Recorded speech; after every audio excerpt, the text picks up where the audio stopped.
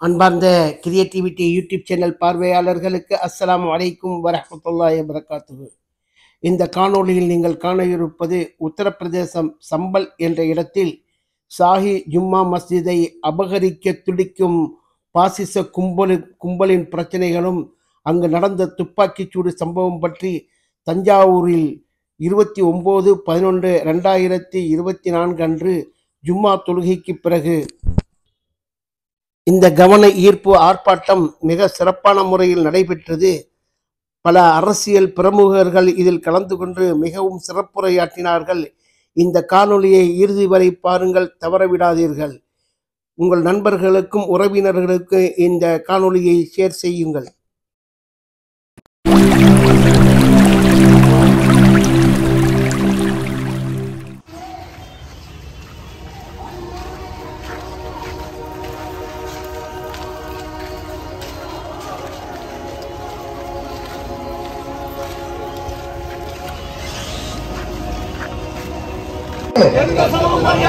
தேசத்தின் விடுதலையில் பங்கு கொண்ட சமூகம் இது.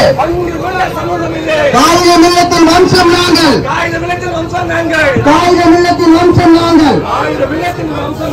ஈட்டி முனையில் நிறுத்தினாலும்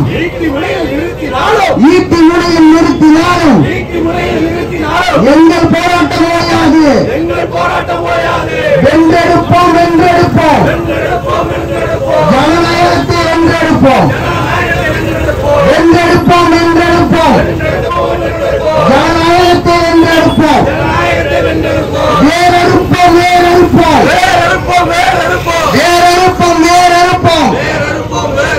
பாசிசத்தின் அராஜகத்தை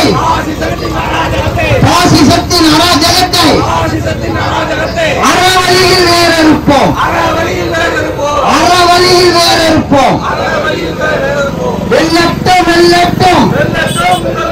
வெல்லட்டும் ஜனநாயக சக்திகளின் போராட்டம் வெல்லட்டும். ஜனநாயக சக்திகளின் போராட்டம் வெல்லட்டும்.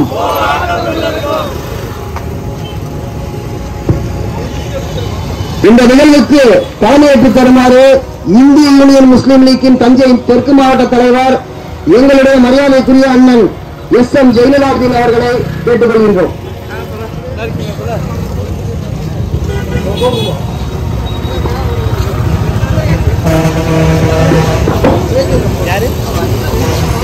அளவற்ற அருளாளனும் நிகரற்ற அன்புடனுமாகிய எல்லா வல்ல ஏக இறைவனுடைய அகப்பெரும் திருநாமத்தை போற்றி வந்தவனாக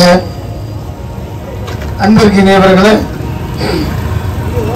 உத்தரப்பிரதேசம் மாநிலத்தில் ஷாஹி ஜமா மஸ்ஜித் அங்கே ஒரு கோயில் இருந்தது என்று சொல்லி அதை மீண்டும் பாபரி மஸ்ஜிதை போன்ற ஒரு நிலைமையை உருவாக்குவதற்காக செயல்படுகின்ற ஊபி யூகி அரசை கண்டித்து நடைபெறுகின்ற இன்று இந்த கண்டன ஆர்ப்பாட்டத்திற்கு வருகை தந்திருக்கின்ற தஞ்சை சட்டமன்ற தொகுதி உறுப்பினர் மரியாதைக்குரிய அருமை அண்ணன் டி.கே.ஜி. நீலமேகம் அவர்களே, காங்கிரஸ் பேரியக்கத்தினுடைய மாநகர மாவட்ட செயலாளர் அன்பிற்கினிய ஐயா பி.ஜி. ராஜேந்திரன் அவர்களே, சிறுபான்மை மக்கள் நலக்குழுவினுடைய மாநில செயலாளர் தோழர் செந்தில்குமார் அவர்களே, மக்கள் அதிகாரத்தினுடைய மாநில பொருளாளர் தோழர் காளியப்பன் அவர்களே, இடதுசாரி ஒருங்கிணைப்பு அமைப்பாளர் தோழர் மதிவாணன் அவர்களே, இங்கு திரளாக வருகை தந்திருக்கின்ற அனைத்து ஜமாத்தை சார்ந்த பெரியவர்களே, நண்பர்களே, அருமை சகோதரர்களே, நாம் அத்தனை பேர் மீதும் ஏக இறைவனுடைய சாந்தியும் சமாதானமும் பேரருளும் பெருங்கருணையும் என்றும் நிலவட்டும் என்ற சுப செய்தியை உரைத்தவனாக எனது உரையை ஆரம்பம் செய்கின்றேன். அன்பிற்கினியவர்களே, இந்த கோரிக்கை என்பது பாபரி மஸ்ஜித் இடிப்பிற்கு பிறகு அதற்கு முன்பாக சர்ச்சைகள் உருவான நேரத்தில் 1991 ஒரு சட்டம் இயற்றப்பட்டது. அந்த சட்டத்துடைய அம்சம் என்ன என்று சொன்னால், சுதந்திரத்திற்கு முன்பாக எந்தெந்த வழிபாட்டுகள் எந்த அடிப்படையில் இருந்தது அதை தொடர்ந்து அந்த முறையிலே பின்பற்ற வேண்டும் என்று 1991 அந்த சட்டம் வடிவமைக்கப்பட்டது. அதை மீறி இன்றைக்கு உத்தரப்பிரதேசத்தில் இருக்கிற அந்த சம்பா மாவட்டத்தில் அந்த நீதியரசர் என்ன செய்கிறார் என்று சொன்னால், ஒரு சர்மா என்ற அந்த வழக்கறிஞர் கொடுத்த ஒரு வழக்கை காலையில எடுத்து மதியானத்திற்குள் அதை ஆய்வுக்கு அனுப்புகிறார். எவ்வளவு விரைவா செய்யறாரு பாருங்க.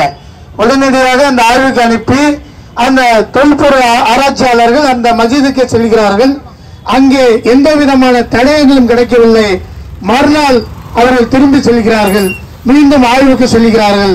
அந்த பகுதியில் உள்ள மக்கள் ஜனநாயக அடிப்படையிலே எதிர்ப்பு தெரிவித்த நேரத்தில் உடனடியாக அவர்கள் மிகப்பெரிய ஒரு கலவரத்தை உண்டு பண்ணி ஒரு 5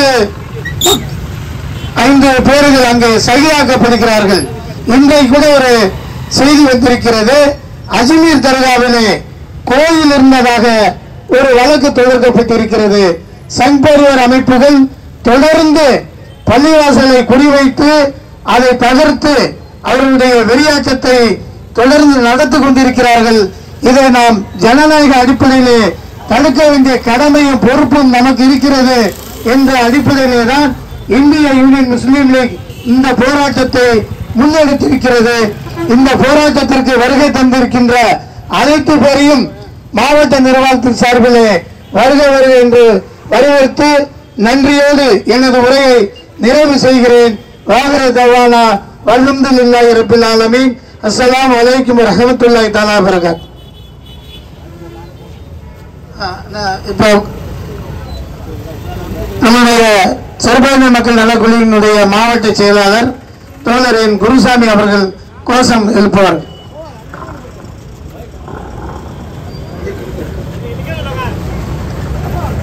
கண்டிக்கிறோம் கண்டிக்கிறோம். உத்தரப்பிரதேச மாநிலம் சாயி ஜும்மா பள்ளி வாசலை வன்முறையை கட்டவிழ்த்து சமூக விரோதிகளை கண்டிக்கிறோம் கண்டிக்கிறோம் கண்டிக்கிறோம் கண்டிக்கிறோம். ஊபி மாநில அரசாங்கத்தை யோகி ஆதித்யநாத்தின் அரசாங்கத்தை கண்டிக்கின்றோம் கண்டிக்கின்றோம் கண்டிக்கின்றோம். உத்தரப்பிரதேச மாநிலம் சாயி ஜும்மா பள்ளி வாசலை வன்முறையை கட்டவிழ்த்த RSS பிஜேபி சமூக கலைஞர்களை வன்மையாக கண்டிக்கின்றோம். நடைமுறைப்படுத்து மதத்தர வழிபாட்டுத்தர சட்டத்தை 1991 நடைமுறைப்படுத்து.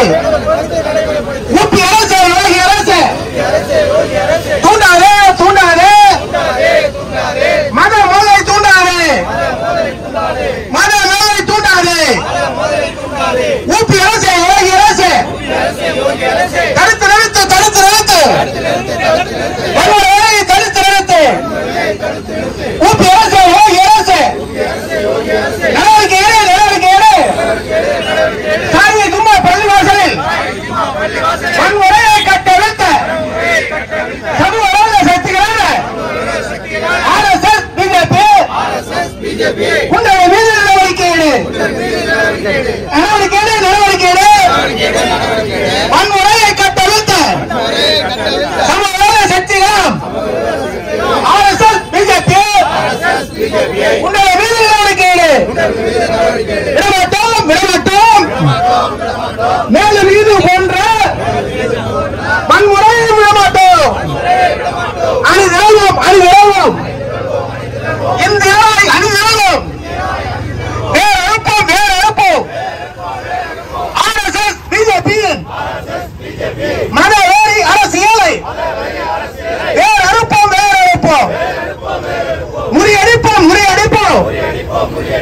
RSS பிஜேபியின் மதவெறி சக்திகளை ஜனநாயக சக்திகளோடு ஒன்று தாண்டு முறியடிப்போம் முறியடிப்போம். இந்திய யூனியன் முஸ்லீம் லீக் நடத்துகின்ற ஆர்ப்பாட்டம் உத்தரப்பிரதேச மாநிலம் சாகா ஜம்மா பள்ளியில்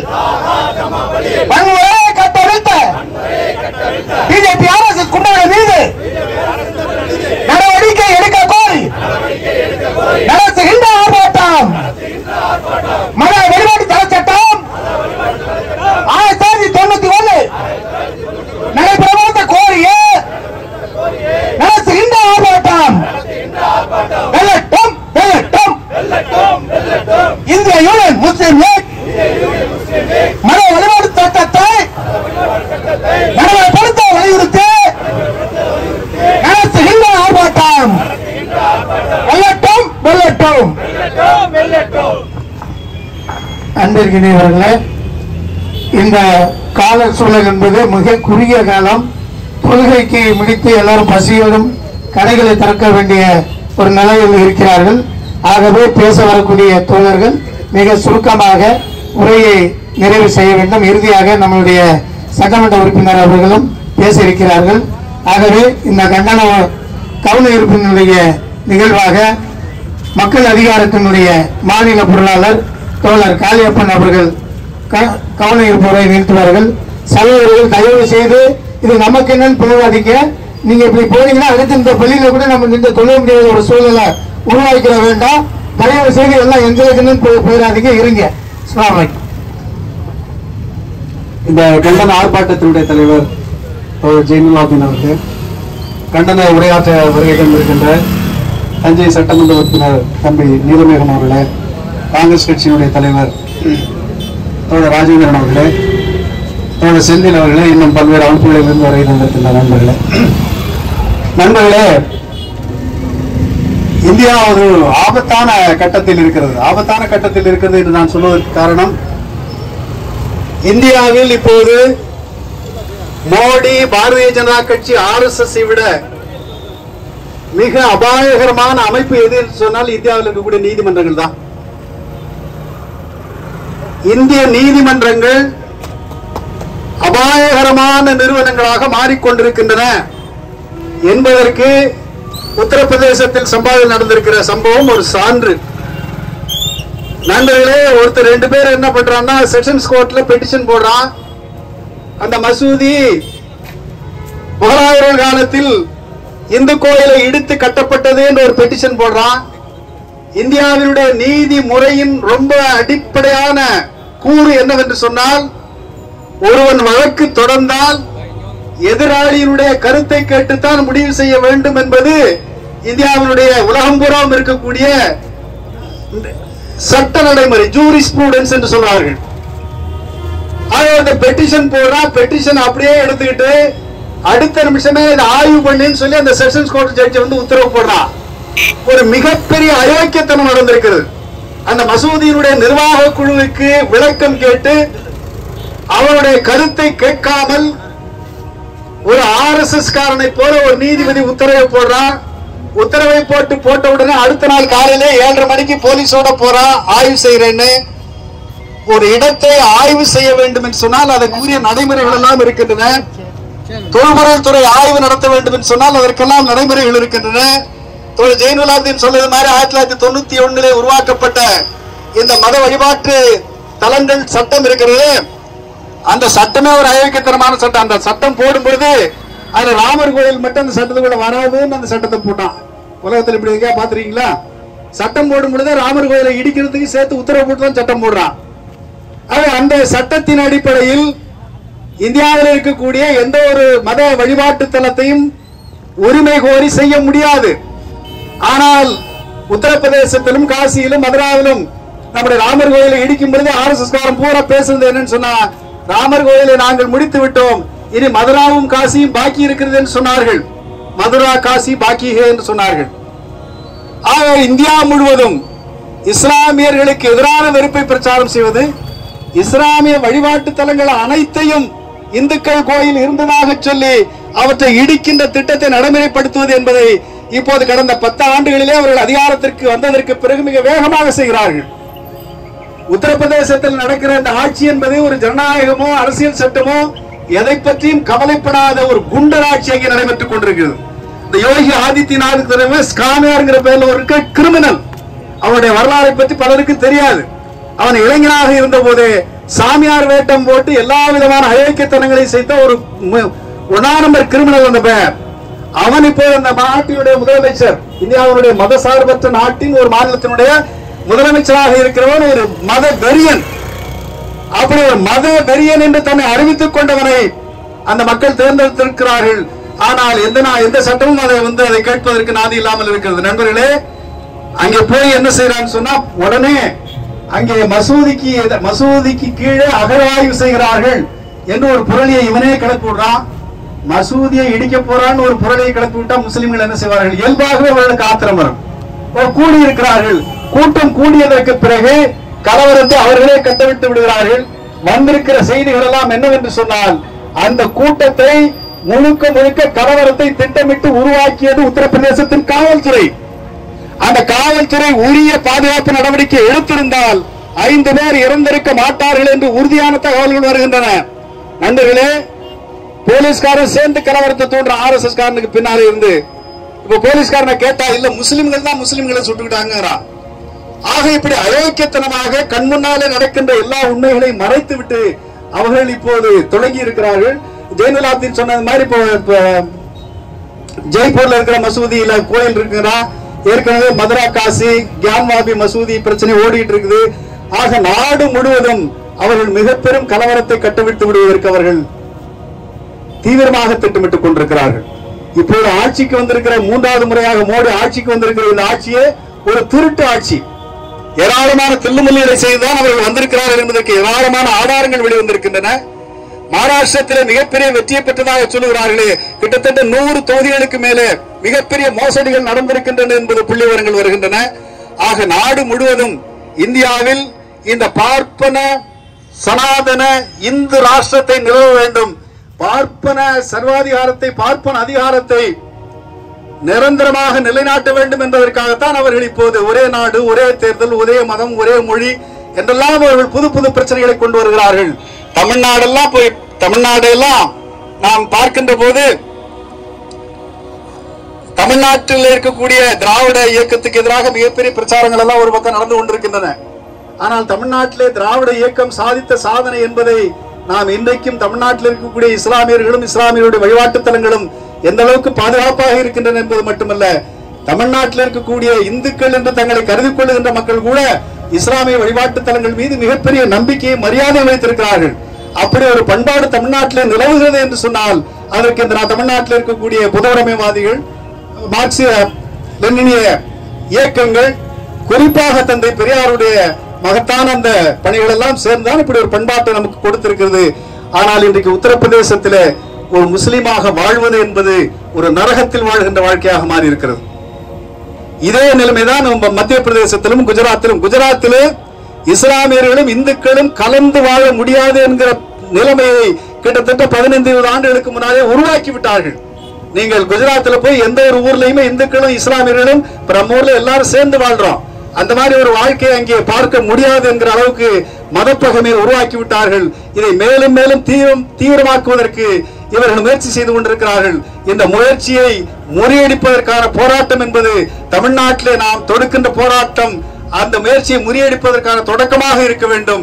இன்றைக்கு இந்த நாட்டில் இருக்கக்கூடிய நீதிமன்றங்கள் முழுக்க முழுக்க RSS கைப்பாவையாக மாறி இருக்கின்றன.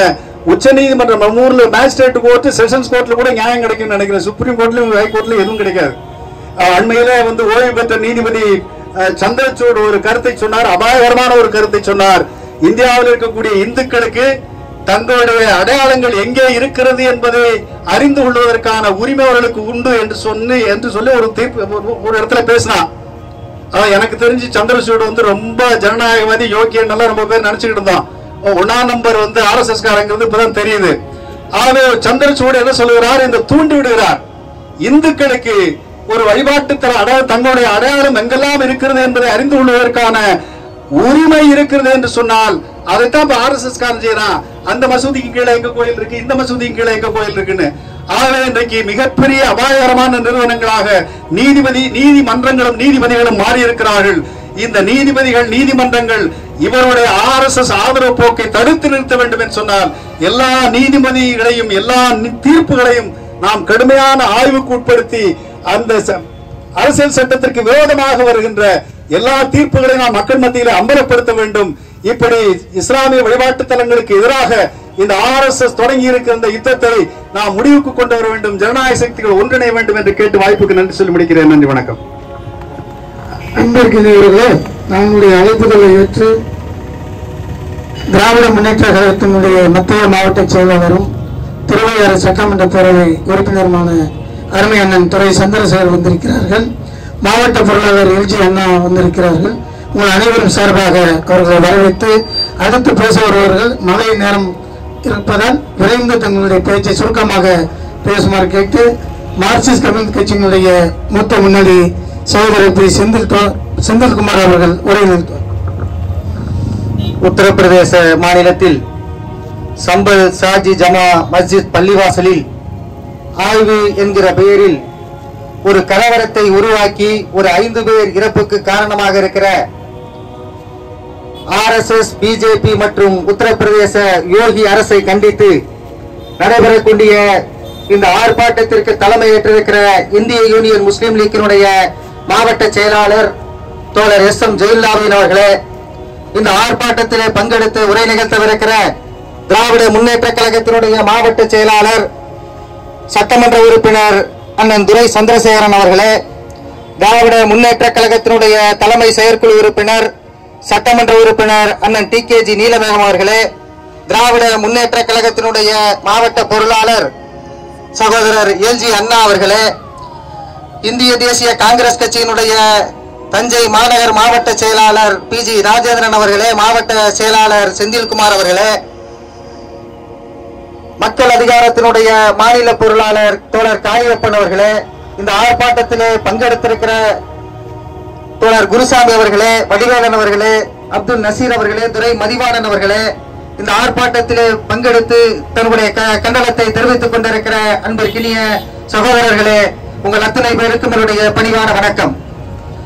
இன்றைக்கு இருக்கக்கூடிய அந்த ஆய்வு என்கிற பெயரிலே உத்தரப்பிரதேச மாநிலத்தில் நடைபெற்றுக் கொண்டிருக்கிற ஒரு கலவரத்தை உருவாக்க வேண்டும் என்று பிஜேபி நினைத்ததற்கு பின்னால் ஒரு பெரிய அரசியல் இருக்கிறது. உத்தரப்பிரதேச மாநிலத்திலே நடைபெற்ற நாடாளுமன்ற தேர்தலில் இன்றைக்கு பாரதிய ஜனதா கட்சிக்கு ஒரு பின்னடைவு ஏற்பட்டு இந்தியா கூட்டணி கட்சிகள் அதிகமான இடங்களிலே அது கைப்பற்றியது. பிஜேபி அது நினைத்ததை போல 400க்கும் மேற்பட்ட இடங்களிலே அதனால் வெற்றி பெற முடியவில்லை. எனவே ஒரு கூட்டணி அரசு என்கிற முறையிலே தான் இன்றைக்கு ஒன்றிய அரசை அது கைப்பற்றி இருக்கிறது. எனவே நாடு முழுவதும் RSS தன்னுடைய முஸ்லிம்களுக்கு எதிரான தன்னுடைய வெறுப்பு அரசியலை அது விசிறிவிட்டிருக்கக்கூடிய நிலையில, அது அதிகப்படுத்தியிருக்கக்கூடிய நிலையில இன்றைக்கு ஒரு போலரைசேஷன் என்று சொல்லக்கூடிய வகையில மற்றவர்கள் எல்லாம் ஒருங்கிணைப்பது இஸ்லாமியர்களுக்கு எதிராக என்கிற முறையில எங்கெல்லாம் தன்னுடைய கலவர யுத்தியை பயன்படுத்தி இன்றைக்கு அது நடைமுறைப்படுத்துவதற்கான நடவடிக்கையில் ஈடுபட்டுக் கொண்டிருக்கிறார்கள். உதாரணத்துக்கு இன்னைக்கு நமக்கு தெரியும் லவ் ஜிகாத்னு தெரியும். ஆனால் இன்றைக்கு லவ் ஜிகாத் லேண்ட் அப்படின்னா நிலத்தை வந்து இஸ்லாமியர்களுக்கு யாரும் விற்க கூடாது. இந்தியாவிலே பல மாநிலங்களில் இன்றைக்கு அறிவிக்கப்படாத சட்டமாக இன்றைக்கு இருந்து கொண்டிருக்கிறது. அதோடு பார்த்தீங்கன்னா இன்னைக்கு ஹரியானா மாநிலத்திலே, உத்தரப்பிரதேச மாநிலத்திலே இஸ்லாமியர்கள் இந்த ஊருக்குள்ள நுழையக்கூடாதுன்னு ஒரு போர்டு. இதையெல்லாம் எதை காட்டுகிறது என்று சொன்னால், இன்றைக்கு பசு வைத்திருக்கிறார்கள், பசுவை வதை செய்கிறார்கள் என்கிற முறையிலே இஸ்லாமியர்களை கொள்கிறோம் என்கிற பெயரிலே பல இந்துக்களை அவர்கள் கொண்டிருக்கிறார்கள். அந்த தொழிலில் ஈடுபட்டுக் கொண்டிருக்கிற பல இந்து இளைஞர்களை அவர்கள் கொலை செய்திருக்கிறார்கள். எனவே பிஜேபி ஆட்சி மறுமுறை வந்த பின்னால் இன்றைக்கு நாடு முழுவதும் இப்படிப்பட்ட கலவரங்களை அவர்கள் உருவாக்குகிற ஒரு நிலையிலே தான் இன்றைக்கு உத்தரப்பிரதேச மாநிலத்திலே இப்படிப்பட்ட ஒரு கலவர யுத்தியை கையாண்டு அங்கு இருக்கக்கூடிய மாநில மக்களை தன்னுடைய பின்னால் இழுத்துவதற்கான ஏற்பாடுகள் செஞ்சிருக்கிறாங்க. உதாரணத்துக்கு இப்ப நடந்த 8 சட்டமன்ற தொகுதிகளிலே எப்படி வந்து பிஜேபி வெற்றி பெற்றது என்று சொன்னால், இஸ்லாமியர்களை அவர்கள் வாக்களிக்கவே விடவில்லை, பல பூத்துகளை கேப்சர் பண்றாங்க. இதுதான் இதுக்கு பின்னாடி இருக்கக்கூடிய ஒரு அரசியல். எனவேதான் இன்றைக்கு நீதிமன்றங்கள், மார்க்சிஸ்ட் கம்யூனிஸ்ட் கட்சி இன்றைக்கு ஒரு தெளிவான அறிக்கையை அதனுடைய மத்திய குழு வெளியிட்டிருக்கிறது. இன்றைக்கு நீதிமன்றங்கள் இப்படிப்பட்டிருக்கக்கூடிய வழிபாட்டு தலங்கள் சம்பந்தப்பட்ட விஷயத்திலே அவசரப்பட்டு எந்த விதமான உத்தரவுகளையும் பிறப்பிக்க கூடாது. எனவே இதை உச்ச நீதிமன்றம் தலையிட வேண்டும். உச்ச நீதிமன்றம் தலையிட்டு இப்படிப்பட்ட வழிபாட்டு தலங்கள் சம்பந்தப்பட்டிருக்கக்கூடிய வழக்குகளிலே எந்த விதமான உத்தரவுகளையும் கீழமை நீதிமன்றங்கள் பிறப்பிக்க கூடாது என்கிற முறையிலே அது உச்ச நீதிமன்றம் கட்டுப்படுத்த வேண்டும் என்று சொல்லியிருக்கு. என்ன நமக்கு துரதிஷ்டம்னா, இப்ப கூட சந்திரசூட் ஓய்வு பெற்ற உச்ச நீதிமன்றத்தினுடைய நீதிபதி சொன்னாரு, நீங்க யாரை கேட்டு நான் இந்த அயோத்தி வழக்கிலே தீர்ப்பு சொன்னேன் என்று சொன்னால் கடவுளிடம் வேண்டினேன் என்று ஒரு சிலையை வைக்கிறாங்க. சிலையிட்ட யார்கிட்ட கேட்பாங்க? எனவே கடவுள்கிட்ட கேட்டு சட்டத்தின் முன்னால் எது தேவை? சட்டத்திற்கு முன்னால் ஆதாரங்கள் தேவை, சட்டத்திற்கு முன்னால் இருக்கக்கூடிய ஆவணங்கள் தேவை. எனவே ஆவணங்களை, ஆதாரங்களை எதையும் பார்க்காமல் நான் கடவுளை கேட்டு நான் தீர்ப்பு சொன்னேன் சொன்னால் இதுதான் உச்ச நீதிமன்ற நீதிபதியினுடைய தீர்ப்பே இப்படி இருக்கிறது அயோத்தி வழக்கில் என்று சொன்னால் கீழமை நீதிமன்றங்களில் இருக்கக்கூடிய நீதிபதிகளுடைய தீர்ப்பு எப்படிப்பட்டதாக இருக்கும் என்று கேள்விக்குறியாக்கக்கூடிய நிலையிலேதான் இன்றைக்கு அரசியலமைப்பு சட்டத்தை பாதுகாக்க வேண்டிய மிகப்பெரிய பொறுப்பு நமக்கு முன்னால் இருக்கிறது. இந்தியர்களாக இங்கே பல மதத்தை சார்ந்தவர்கள் இருக்கிறார்கள்.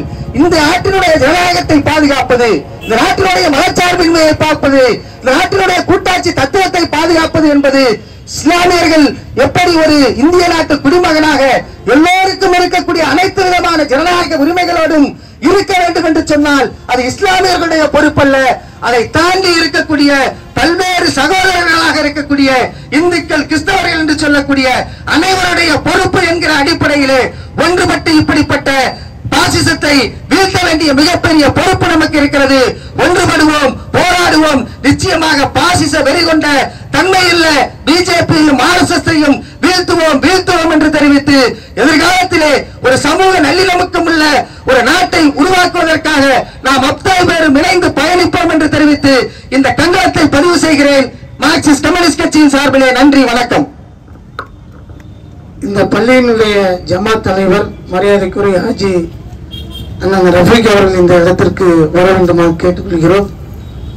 அண்ணன் முன்னாடி வந்துருங்க. ஆமா, அப்புறம் பைரஸ் பாய் அந்த மாதிரி வந்துருங்க.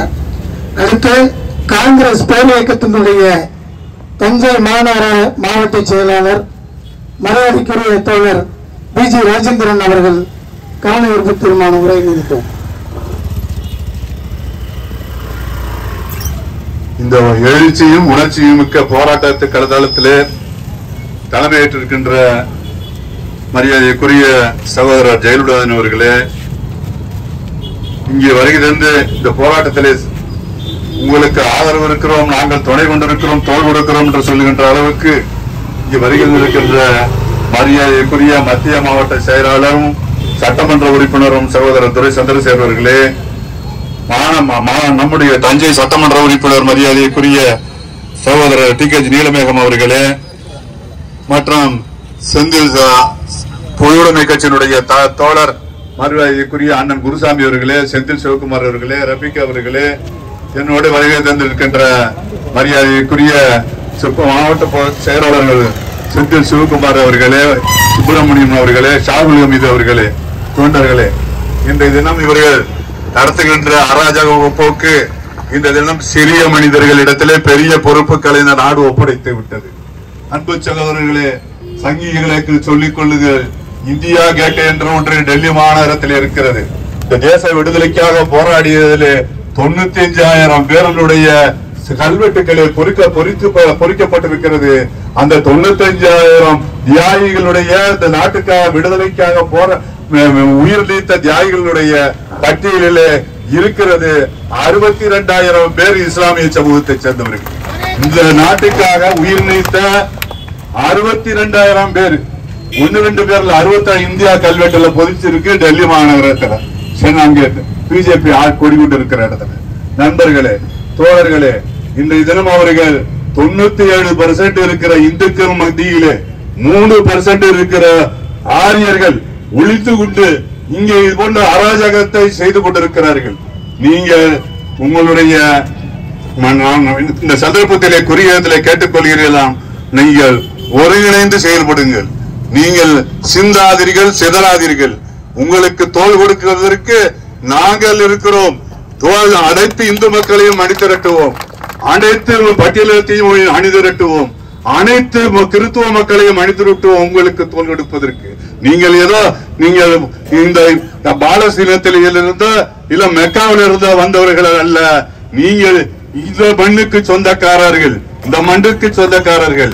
நீங்கள் கன்னியாகுமரி மாவட்டத்தில் தோல் சிலைக்காக வரி போட்டதன் காரணமாக ஆங்கிலேய அரசு அன்றைய தினம் இந்த சகிகள் கூட்டம் அவர்களுடன் நின்றதன் காரணமாக அன்றைய தினம் அங்கே கிறிஸ்துவ மதத்துக்கு மாறினார்கள்.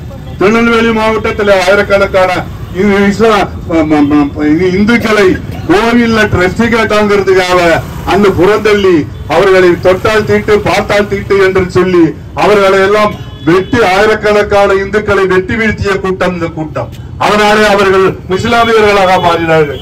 இப்படித்தான் இந்த சமுதாயம் வளர்ந்ததே ஒழிய இவர்கள் பட்டு தொப்பைப்படி உறவுகள், இவர்கள் நம்முடைய சொந்தக்காரர்கள், நம்முடைய உறவினர்கள், இவர்களை காட்டி இந்த 3% இதை இந்த அதிகாரத்திலே உட்கார்ந்து கொண்டு இங்கே ஆட்டி படைக்கலாம் என்பதற்கு காரணமாக நம்முடைய குழந்தைகள் நம்முடைய சரியான உச்சத்திலே நம்முடைய அவர்களை முன்னேற்றத்தின் காரணமாக இன்றைய தினம் இந்திய சமூகத்திலே கிட்டத்தட்ட பைனான்சியல் செக்ரட்டரியில மொத்தம் 1008 பேர்ல 942 பேர் உட்கார்ந்துருக்காங்க. 1008 பேர்ல 942 பேரு. ஆக இதையெல்லாம் இந்த சமூக நீதிக்கான நம்முடைய தஞ்சை தமிழ்நாட்டில் இருக்கின்ற திராவிட முன்னேற்ற கழக தலைவர் அருமை சகோதரர் தளபதி தலைவர் மரியாதைக்குரிய ஸ்டாலின் அவர்கள் தலைமையிலே இங்கே உங்களுக்கு தோள் கொடுப்பதற்கு நாங்கள் அத்தனை பேரும் காத்திருக்கிறோம். நீங்கள் கொஞ்சம் கூட மனதள வேண்டாம். நீங்கள் எங்களுடைய சொந்தக்காரர்கள், நீங்கள் எங்களுடைய உறவினர்கள். ஆக உங்களுக்காக குரல் கொடுப்போம், உங்களுக்காக தோள் கொடுப்போம். அதில் தவறாதீர்கள். நீங்கள் இந்த எழுச்சி இந்தியா பூராவும் கட்டமைக்க வேண்டும். கட்டமைத்திற்கு அந்த குரல் கேட்கிறது. அது தலைவர் ராகுல் காந்தியின் தலைமையிலான இந்திய அரசியல் சட்டத்தை பாதுகாப்போம் என்று இருக்கு. இன்றைக்கு இந்த அரசியல் சட்டத்தை 96ஆம் ஆண்டு பாராளுமன்றம் நிறைவேற்றிய சட்டத்தை மிதித்து இன்றைய தினம் இந்த நிகழ்வுகள் எல்லாம் நடந்து கொண்டிருக்கிறது. இது பொறுத்துக் கொள்ள மாட்டோம். இதற்கு ஒரு தீர்வு வரும், போராடுவோம், வெற்றி பெறுவோம் என்று சொல்லி தந்த வாய்ப்புக்கு நன்றி கூறி விடைபெறுகிறேன். வணக்கம். திராவிட முன்னேற்ற கழகத்தினுடைய மாநில செயற்குழு உறுப்பினரும் தஞ்சை சட்டமன்ற தொகுதியினுடைய உறுப்பினர் மரியாதைக்குரிய அருமை அண்ணன் டிகேஜி நீலமகம் அவர்கள் உரையாற்றுகிறார். இந்திய யூனியன் முஸ்லிம் லீக் சார்பில் உத்தரப்பிரதேசத்தில் நடைபெறுகின்ற அராஜகத்தை கண்டித்து வழங்கப்பட்டிருக்கிற நீதி கொடுமையானது என்பதனை எடுத்துக் கூறுகின்ற வகையில் இந்திய அரசுடைய கவனத்தை ஈர்க்கின்ற வகையில் நடைபெறுகின்ற ஆர்ப்பாட்டத்தினுடைய தலைவர், முஸ்லிம் லீக்கினுடைய மாவட்ட தலைவர், மாவட்ட செயலாளர் அன்புக்குரிய SM ஜெயலலிதா அவர்களே, வருகை வந்து சிறப்பித்திருக்கின்ற திராவிட முன்னேற்ற கழகத்தின் மாவட்ட செயலாளர் திருவையாறு சட்டமன்ற உறுப்பினர் அன்புக்குரிய அண்ணன் துரை சந்திரசேகரன் அவர்களே, வருகை தந்திருக்கின்ற காங்கிரஸ் பேரியக்கத்தினுடைய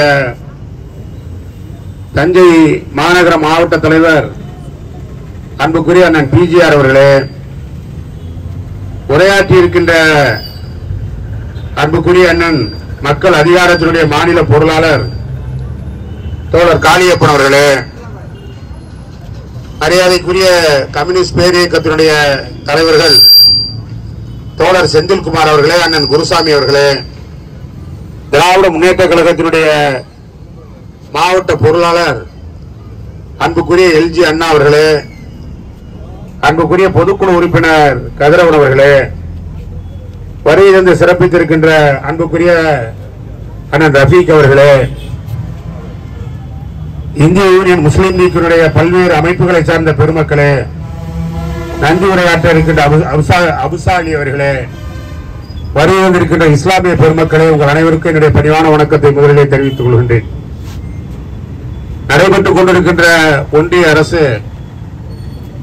மத சார்பின்மை என்பதை மீறி ஒரு மதத்தை தழுவி நாங்கள் நடப்போம் என்கிற ஒரு அச்சுறுத்தலை நாட்டுக்கு வெளியிடுகின்ற வகையில் தொடர்ந்து நடைபெறுவதை நாம் பார்க்கின்றோம்.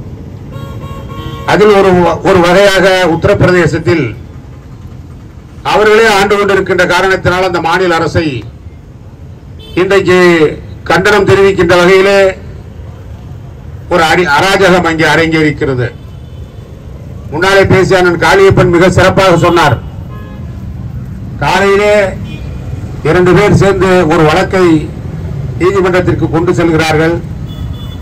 உடனடியாக எந்த கேட்பாரும் இல்லாமல் ஒரு தீர்ப்பை சொல்லி மறுநாள் அந்த பள்ளிவாசலுக்கு சென்று உடனடியாக அதை மாற்றி அமைக்க வேண்டும், அகழாய்வு செய்ய வேண்டும் என்று ஒரு நீதிபதி உத்தரவு போடுகிறார் என்று சொன்னால், இந்திய ஒன்றியத்தில் ஜனநாயகம் காப்பதற்கு 4 தூண்களை ஒன்றான நீதி எந்த அளவுக்கு சாவுமணி அடிக்கப்பட்டிருக்கிறது இந்த அரசால் என்பதை இந்த நேரத்தில் நாம் உணர்ந்து பார்க்க வேண்டும். இஸ்லாமிய சமுதாயத்தை பொறுத்தவரையிலே தமிழகத்திலே தந்தை பெரியாரும் பேரறிஞர் அண்ணாவும் தலைவர் கலைஞரும் தளபதியாரும் தொடர்ந்து செய்து வருகின்ற சிறப்புக்குரிய செய்கைகளால், சிறப்புக்குரிய திட்டங்களால், இஸ்லாமிய சமுதாயத்தை அரவணைக்கின்ற அந்த அரவணைப்பால் தமிழகத்தில் என்றைக்கும் நீங்கள் பாதுகாப்போடு இஸ்லாமிய சமுதாயம் இன்றைக்கு இருக்கிறது என்பதை நாம் மறந்துவிட முடியாது. ஆனால் அதே நேரத்தில் பிஜேபி ஆளுகின்ற மாநிலங்கள் எல்லாம் ஒடுக்கப்படுகின்ற ஒரு நிலையை இன்றைக்கு பார்க்கின்றோம். அதை கண்டிக்கின்ற வகையிலே தான் நாம் கூடியிருக்கின்றோம். இன்றைக்கு கூட இந்த சமுதாயத்தை ஒடுக்குவது மாத்திரமல்ல, விஸ்வகர்மா என்கின்ற பெயரிலே இன்றைக்கு ஒரு அறிவிப்பை, ஒரு சட்டத்தை கொண்டு வர முற்பட்டு இருக்கிறது மத்திய அரசு. விஸ்வகர்மா என்று சொன்னால் ஒரு 10-15 தொழில் செய்யக்கூடியவர்கள், பொற்கொள்ளர்கள் உள்ளிட்ட, ஆசாரியர்கள் உள்ளிட்ட 10-15 தொழில்கள் செய்கின்றவர்கள், அவர்களுக்கு சில சட்டங்களை கொண்டு வந்து பிரதமரின் பெயரிலே கொண்டு வந்து அதன் மூலமாக அவர்களை தான் செய்கின்ற, தன் தந்தை செய்கின்ற அந்த தொழிலை செய்ய வேண்டும், முற்போக்கு எண்ணத்தோடு அவர்கள் வரக்கூடாது என்கின்ற குறுகிய எண்ணத்தோடு இன்னைக்கு ஒரு சட்டத்தை கொண்டு வருவதற்கு முற்படுகின்றார். தமிழ்நாட்டினுடைய முதலமைச்சர் அப்படி ஒரு சட்டத்தை தமிழகத்திலே நாங்கள் நடைமுறைப்படுத்த முடியாது, அதை மாற்றி அமைத்து எல்லா தொழில்களுக்கும் நீங்கள் பேங்கின் மூலமாக லோன் கொடுக்க வேண்டும், விஸ்வகர்மா சட்டத்தை நாங்கள் ஏற்றுக்கொள்ளவில்லை என்று இன்றைக்கு கடிதம் எழுதியிருக்கின்றார் மத்திய அரசுக்கு. இதையெல்லாம் குறிப்பிடுவதற்கு காரணம், இஸ்லாமிய சமுதாயமாக இருந்தாலும், பிற்படுத்தப்பட்ட எந்த சமுதாயமாக இருந்தாலும், பட்டியல் இனமாக இருந்தாலும், தமிழகத்திலே அரவணைக்கின்ற திராவிட முன்னேற்ற கழகத்தினுடைய தலைவர், தமிழ்நாட்டினுடைய முதலமைச்சர் தளபதி மு.க. ஸ்டாலின் அவர்கள் என்றைக்கும் இதற்கு உறுதுணையாக இருப்பார்கள், இப்படிப்பட்டதற்கு என்றைக்கும் கண்டனம் தெரிவிப்பார்கள் என்பதை தெரிவித்து என்னுடைய கண்டனத்தை தெரிவித்து வாய்ப்புக்கு நன்றி கூறி விடைபெறுகிறேன். நன்றி, வணக்கம். இறுதியாக தஞ்சை திராவிட முன்னேற்ற கழகத்தினுடைய மத்திய மாவட்ட செயலாளரும் திருவையாறு சட்டப்பேரவையினுடைய உறுப்பினருமான மரியாதைக்குரிய அருமை அண்ணன் துரை சந்திரசேகரன் அவர்கள். அனைவருக்கும் வணக்கம். நம்முடைய இந்திய யூனியன் முஸ்லீம் லீக்கின் சார்பில் மாபெரும் கவன ஈர்ப்பு ஆர்ப்பாட்டத்தை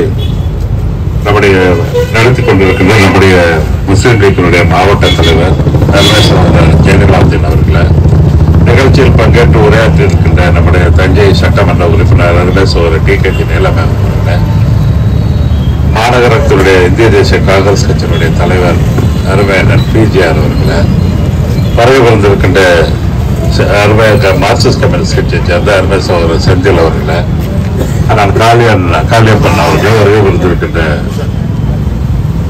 விசாலி அவர்களை, வருகை வந்திருக்கின்ற பெரியவர்களே, நண்பர்களே, உங்கள் அனைவருக்கும் முதற்க என்னுடைய பணிவான வணக்கத்தை தெரிவித்துக் கொள்கின்றேன். திராவிட முன்னேற்ற கழகத்தினுடைய தலைமையிலான இந்த கூட்டணி 40 நாடாளுமன்ற உறுப்பினர்களை நாம் பெற்றிருக்கிறோம். நிச்சயமாக நாடாளுமன்றத்தில் இதனுடைய எதிர்ப்பு குரல் பதிவு செய்யப்படும், அதில் ஒன்றும் சந்தேகம் இல்லை. அதே போல நம்முடைய தலைவர் அவர்கள் எக்காரணம் கொண்டு இந்த இதுக்கு உடன்பட மாட்டார். அதனால்தான் சமீபத்தில் நடந்த நாடாளுமன்ற உறுப்பினர்கள் கூட்டத்தில் தனிப்பட்ட முறையில் எந்த காலத்திலும், என்னுடைய வாழ்நாள் காலத்தில் பிஜேபியோட எந்த சமரசமும் நமக்கு கிடையாது. அதனால பிஜேபி நீங்க பார்லிமெண்ட்ல அட்டாக் பண்ணி பேசுறதுல எந்தவித தயக்கமும் இருக்கக்கூடாது என்று புதிதாக வந்திருக்கிற நாடாளுமன்ற உறுப்பினருக்கு அறிவுரை வழங்கி, அது ஒரு பக்கம். அப்புறம் நம்முடைய யோகி ஆனந்தத்தை பற்றி அண்ணன் காலியப்படுத்தினார்கள். முற்றிலும் அவர் சொன்னது அத்தனையும் வழிமொழித்து நான் பேசுறேன். மிகப்பெரிய அந்த அளவோட பெரிய ராஜதந்திர அவன் மோடிக்கு சரியான போட்டியாளராக வந்ததை தான் மோடி அவரை பண்ணாரு. அமித்ஷாவுடைய ஆதரவும் அவருக்கு இருக்கு. அதனாலதான் அந்த தீவிரமா பாத்தீங்கன்னா தேர்தல் நேரத்தில் இந்த பிரச்சனை எல்லாம் கிளப்புவார். அந்த அடிப்படையில் அவருக்கு வர்ற தேர்தல் பார்லிமெண்ட் தேர்தல், அதனால மோடிக்கு யோகி ஆனந்தத்தை மேல கொஞ்சம் வருத்தம் இருக்கு. ஒரு மெஜாரிட்டி வராத அளவுக்கு பண்ணிவிட்டாரு.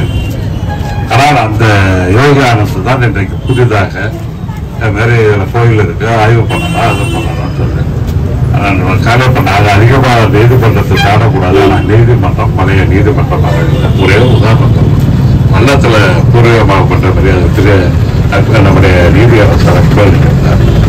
அவருடைய அப்பாவுக்கு வேண்டியது நம்முடைய ஊராரான சின்னவருக்கு வேண்டியது ஒரு நூறு தவறாம அவர் வாழ்நாள் பூரா அந்த மதத்துக்காவையோ அல்லது வேண்டியவங்களுக்காவோ எந்த நீதியெல்லாம் அவர் வந்து தலையிட்டதே கிடையாது. மிகப்பெரிய மகன் இன்னைக்கு இருக்கிறாரு. நமது தலைவருக்கு ரொம்ப பிடிக்க வர அப்படியேப்பட்ட நீதிபதிகள்லாம் இருந்த உயர் நீதிமன்றத்தில் இன்றைக்கு அது அதிகம் இல்லை. மத ரீதியாக அல்லது RSS கவர்னரே RSS காரனை கொண்டாந்து தமிழ்நாட்டில் போட்டு ஒரு அரசாங்கத்தை என்னென்ன பண்ண முடியுமோ தொடர்ந்து செய்து கொண்டிருக்கிறார்கள். அதே போல நீதித்துறையில் நீதி அரசர்களாக அமைப்பவர்களே அந்த ஈடுபாடு உள்ளவர்களை தான் நியமிக்கின்ற ஒரு புதிய 10 ஆண்டுகளாக அந்த பணியை செய்து ஓரளவு அதில் வெற்றியும் பெற்று அவர்கள் கொடுக்கிற தீர்ப்பு வந்து சாதாரண கிழமை ஆய்வு பண்ணணும்னு சொல்லக்கூடிய காலியப்பன் சொல்லணும். உச்ச நீதிமன்றம் மட்டும்தான் அதை சொல்லணும். அப்ப தீர்ப்பு சொல்லும்போது சொன்னா இந்த மாதிரி இது சம்பந்தமா எந்த தர்காவும் பள்ளிவாசலும் இடிக்கப்பட மாட்டாது என்ற தீர்ப்புல ஒரு வரி இருக்கிறது. அதையும் மீறி ஆய்வு செய்யறேன்னு சொல்லியிருந்தால் இது நிச்சயமாக நடக்காது. நடக்க இந்த நாட்டு மக்கள் விட மாட்டார்கள். எனவே அது உங்களுக்கு உறுதுணையாக நம்முடைய தமிழ்நாட்டை பொறுத்தவரையில் நம்முடைய மாண்புமிகு தமிழ்நாடு முதலமைச்சர் அவர்கள் ஒரு பெரிய பாதுகாப்பு கவசம். நம்ம வந்து திராவிட மாடல்லாம் எல்லாரும் பிஜேபிக்கு கேட்கிறோம். திராவிட மாடல்லாம் வேற ஒன்றும் இல்லை. தஞ்சாவூர்ல இருக்கிற ரெட்டமஸ்தான் தர்காவை புதுப்பிக்கின்ற பணிதான் திராவிட மாடலுடைய அரசு. பிஜேபியோட அரசு இருக்கிற தர்காவை இடிக்கிறது. இதான் ரெண்டுக்குள்ள வித்தியாசம் என்று பல கூட்டங்கள் நாங்கள் சொல்லியிருக்கிறோம்.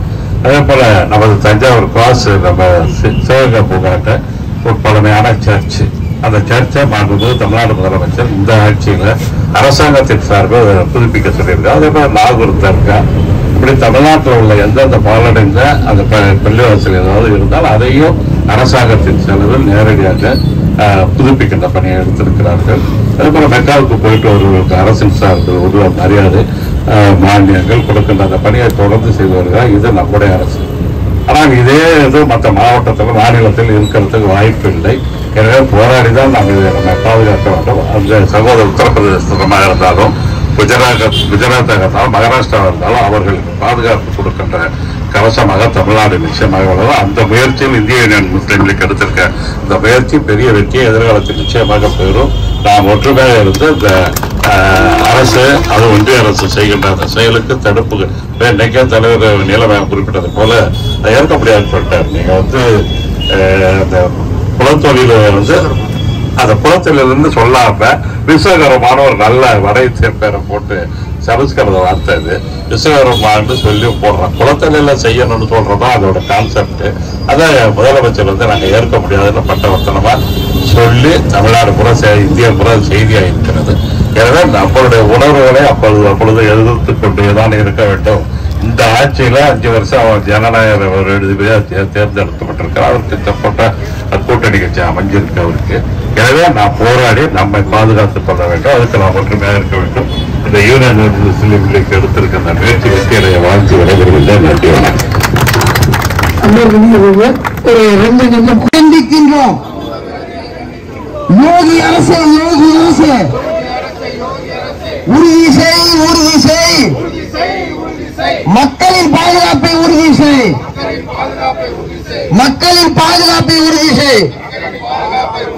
நடவடிக்கை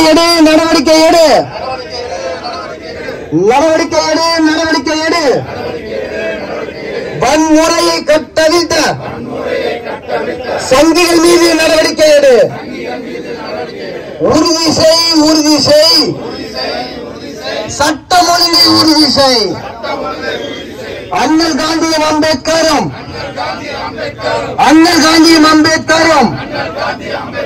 கண்ணியமிக்க காகிதம் இல்லத்தும் வாழ்ந்த இந்த தேசத்திலே RSS பாசிசமும் வீழும் நாள் தூரம் இல்லை. RSS பாசிசமும் வீழும் நாள் தூரம் இல்லை. RSS பிஜேபியே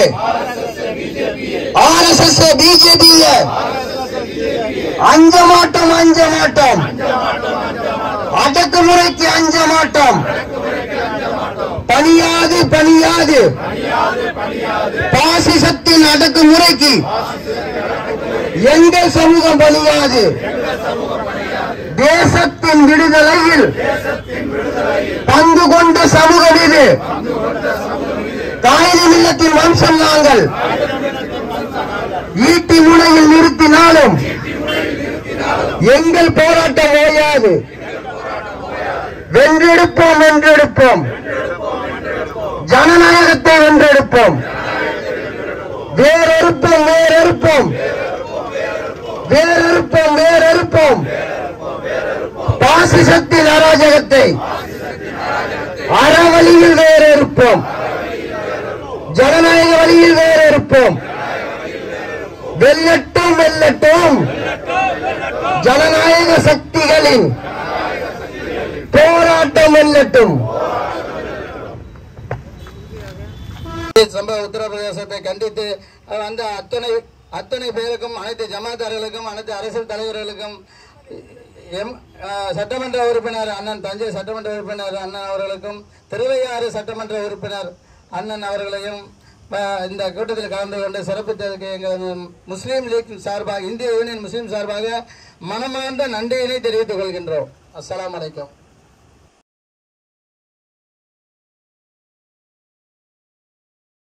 Subscribe to Creativity channel, do like, share, comment and click the notification bell so that you will be notified every time we post a new video.